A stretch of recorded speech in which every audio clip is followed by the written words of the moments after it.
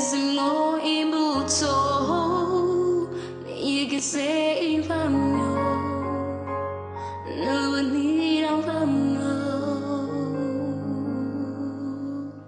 nyotewe urukundo ruba kuri wowe ndagukunda nzogukunda nzokomana nawe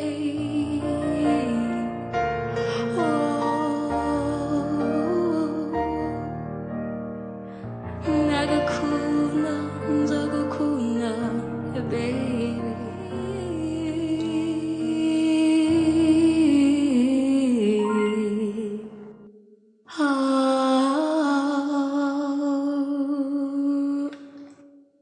Kufunda kubonye wasizimwo imbuto niyigeze ivamwo n'ubu ntiramvamwo nyotewe urukundo ruba kuri wowe ndagukunda nzogukunda nzokomana nawe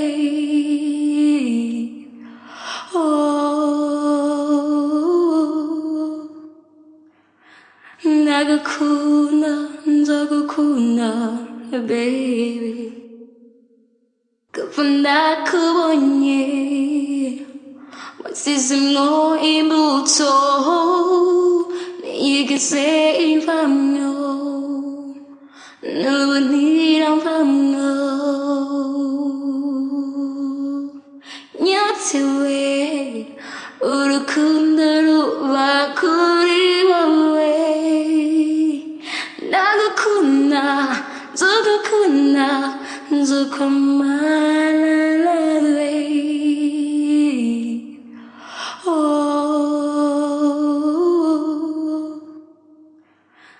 ndagukunda nzogukunda baby.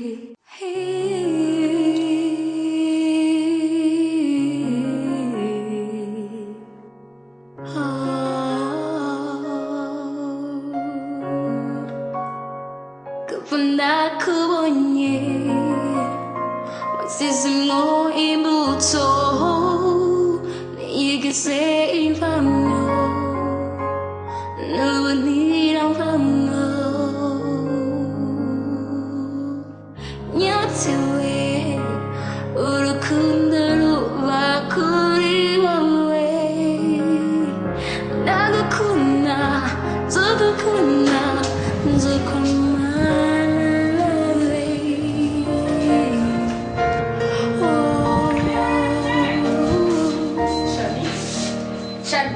ndagukunda nzogukunda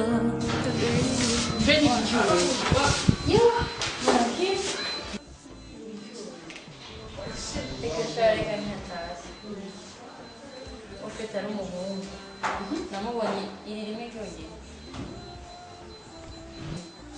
rimwe cyane umva umutima wanjye iminsi yose kuva ndamuboneye sindyamye sinkumva nta kindi kintu wafata kumwinjira gusa ariko bushaniye ushobora kubona umuntu ubwa mbere rimwe gusa uca umukunda sinzi ngende nsange mbere namubonye rimwe sinzi ikintu cyari wanjye ngo ndamwagumaja cyo kwibaza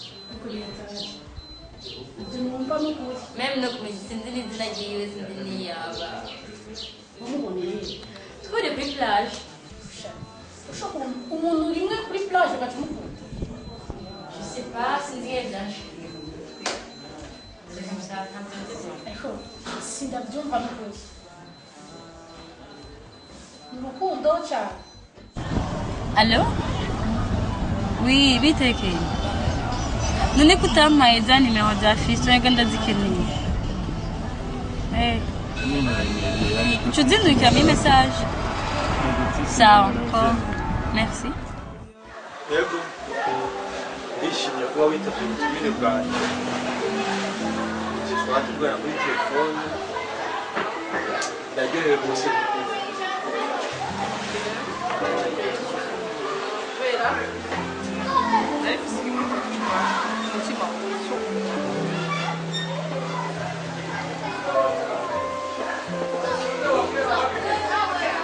yego nanjye nanifise kigumbagumba c'urukundo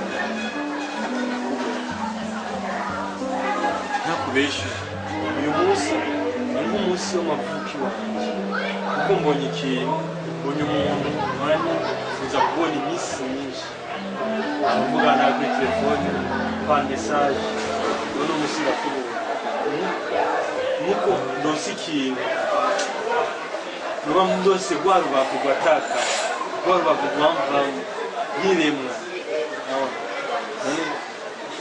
turahuye vraiment ni byiza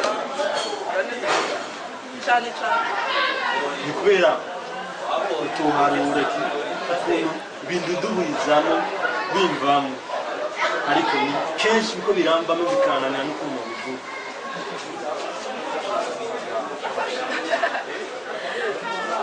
wow ndanezerewe gusa sinzi icyo novuga gusa ndafite ibyishimo biraboneka ko hagati yacu hari ikintu gikomeye kiri hagati yacu kirimo kiraduhuza icyo kintu nibwo gikomeye birashoboka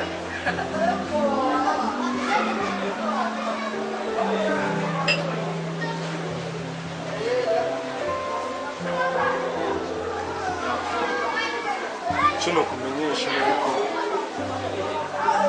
iki ari igihe cyiza cyo gutanga urukundo hagati yacu tugatera igiti hagati yacu kitazokwimbugwa n'umuntu n'umwe icyo nakwemereye ko ngiye gukunda bivuye ku mutima kuko guhura kwacu ntabwo ari umuntu yabiteguye hagati yacu ni Imana yo mu ijuru yabikoze niyo mpamvu nzo gukunda gushika gupfa kwanjye